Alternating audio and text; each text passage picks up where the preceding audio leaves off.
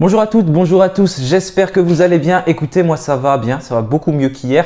Après la vidéo que je vous ai tournée où voilà, j'en pouvais plus, ça commençait à être compliqué. Mais on est reparti sur des bonnes bases. Quand on est supporter, comme je l'avais dit dans ma vidéo, eh ben on a vite fait d'oublier ce qui s'est passé et on repart de l'avant.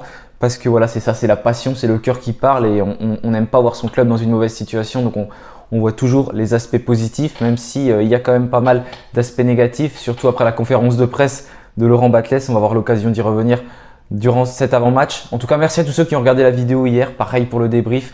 Désolé pour la longueur, 35 minutes. Je ne referai plus souvent des vidéos comme ça parce que c'est vraiment assez long. Mais en tout cas, voilà, ça me tenait à cœur d'en parler parce que j'avais envie de parler de ceci. Et je pense que beaucoup pensent également que ça ne va pas et que voilà, ça dure depuis trop longtemps, mais ont du mal à l'exprimer.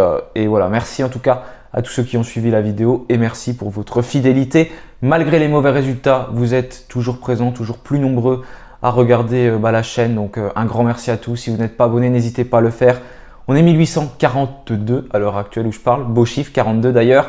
Donc voilà, on se rapproche petit à petit des 2000 abonnés. N'hésitez pas à vous abonner, à cliquer. À peu près 2 tiers des personnes qui regardent les vidéos ne sont pas abonnées. Donc vous savez ce qu'il vous reste à faire. Tout simplement cliquer sur le petit bouton s'abonner. Voilà. Je ne vais pas vous embêter plus longtemps, on va parler tout de suite de cet avant-match entre Bastia et Saint-Etienne. Un match qui se déroulera donc à Furiani. Ce n'est jamais facile de gagner là-bas.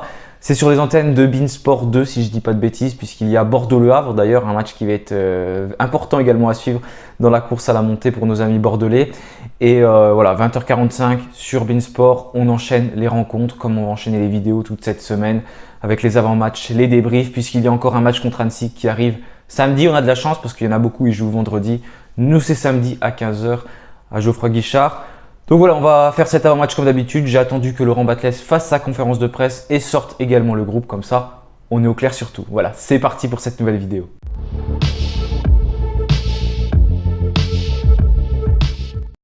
Voilà, après la conférence de presse de Laurent Batles, on a eu des indications. Après que le groupe soit sorti, on en a d'autres. Là, on sait vraiment tous les absents du côté de Saint-Etienne. Je vais d'ailleurs vous afficher le visuel que j'ai fait pour Peuple Vert.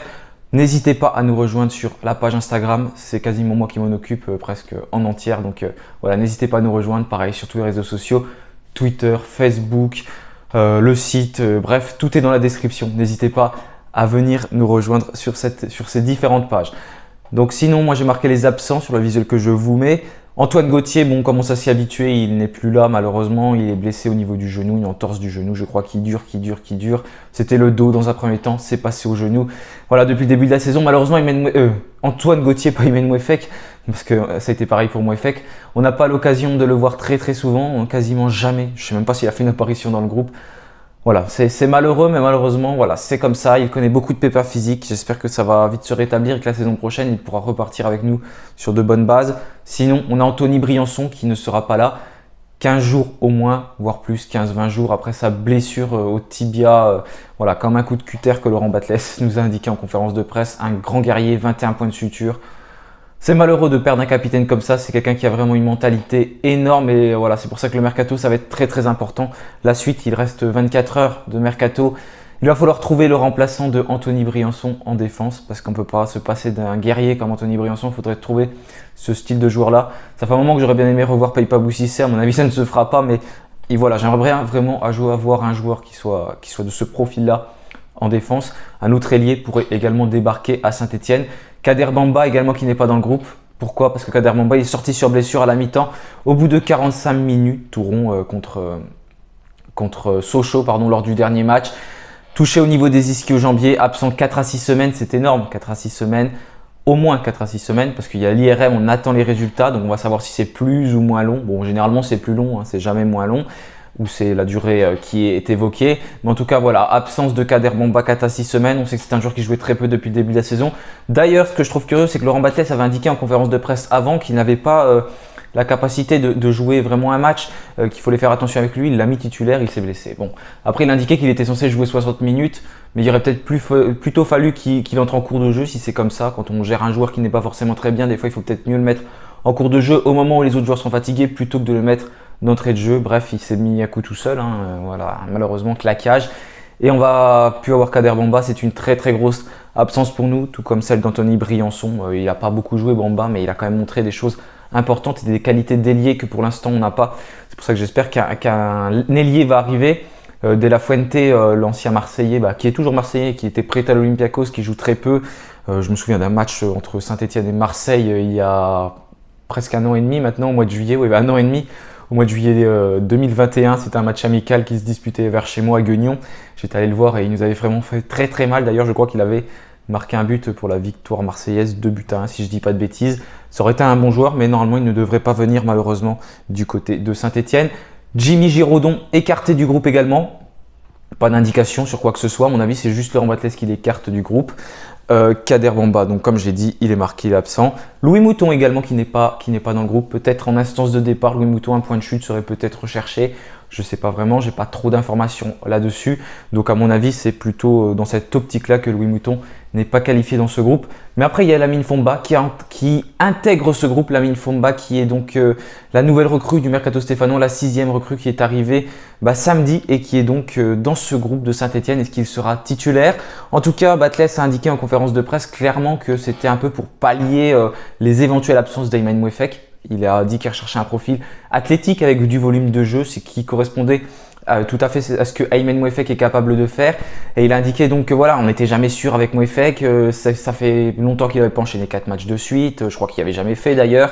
Donc il a bien insisté sur le fait que Lamine Fomba c'était pour Mouefek. Donc je ne serais pas surpris que Mouefek soit pas titulaire et qu'il le sauvegarde, qu'il le garde quoi, parce que il faut le préserver. On enchaîne 3 matchs de suite. Donc à mon avis, je ne serais pas surpris que Mouefek soit pas titulaire. Et on avait des autres incertitudes avec Nkunku qui avait été donc sorti également gêné, avec Gaëtan Charbonnier touché au niveau du dos.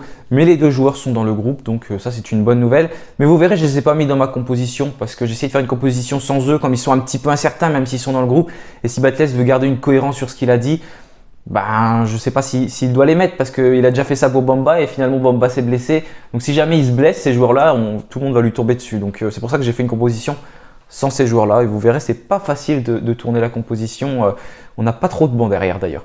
Donc voilà pour cette première partie de vidéo. Maintenant, on va passer à cette équipe bastiaise qui va être très difficile à battre. Pourquoi? Parce que Bastia est actuellement 5e de Ligue 2. 5e de Ligue 2. Bastia qui réalise une très belle série, invaincue depuis la reprise du championnat en 6 matchs. C'est 5 victoires et un match nul.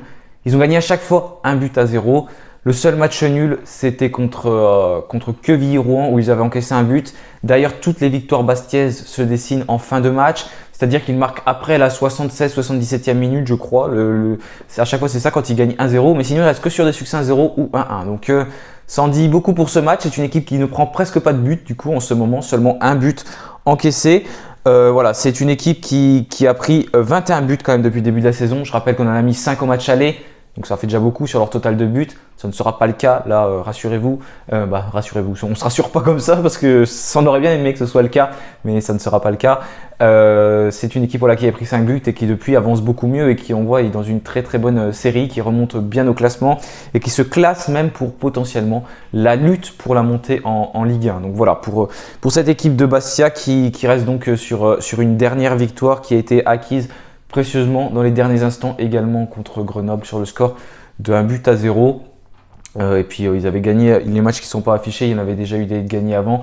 Il y avait eu Valenciennes qu'ils avaient battu également 1-0 pour le retour du coup de la Ligue 2. Il y avait battu une autre équipe, je ne me souviens plus de qui c'était, mais voilà pour cette équipe de Bastia qui va être difficile à battre. Sinon c'était des résultats en Coupe de France où ils ont fait 1-1, ils se sont fait éliminer finalement par Lorient au tir au but à Furiani. Donc voilà, c'est une équipe qui a l'habitude d'être très difficile à battre. C'est une équipe corse, quoi. C'est une équipe qui joue avec de l'impact, de l'envie. Ça va être un match qui va être corsé pour le coup. Voilà, c'est vraiment le style de jeu de cette équipe bastiaise qui va être difficile à manier. Ils ont un bon gardien avec Placide également. Donc ça va pas être facile de faire le jeu en Corse.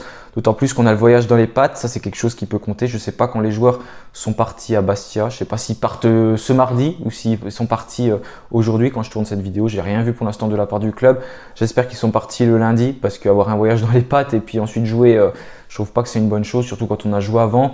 Voilà, c'est pas facile de récupérer et ensuite de partir pour se déplacer en Corse. Et en plus, il va falloir revenir accueillir Annecy. C'est vraiment pas facile.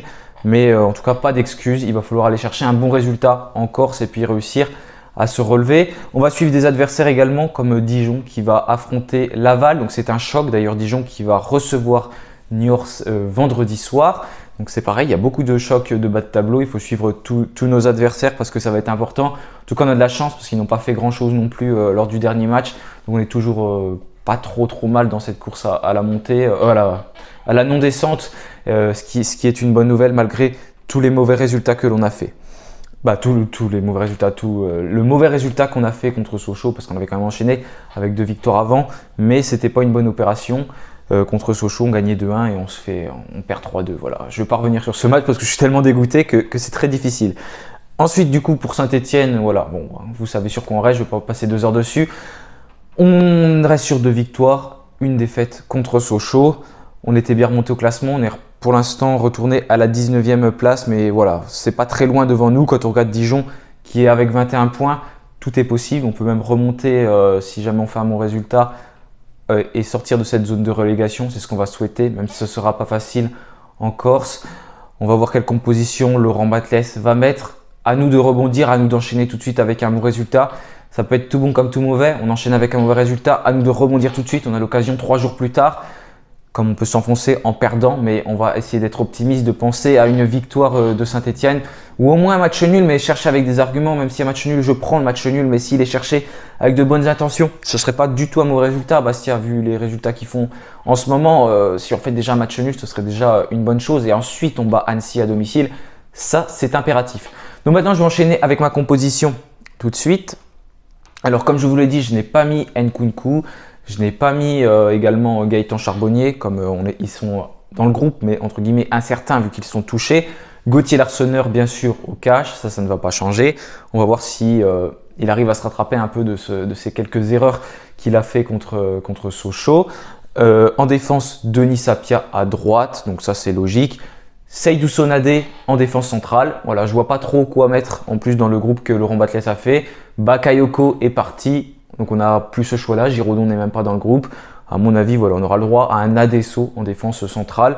Petro, je le remets à gauche, du coup, vu que Nkunku n'est pas là et Nkunku ne m'a pas convaincu. Hein, j'ai bien mieux préféré voir Petro du côté gauche plutôt que Nkunku.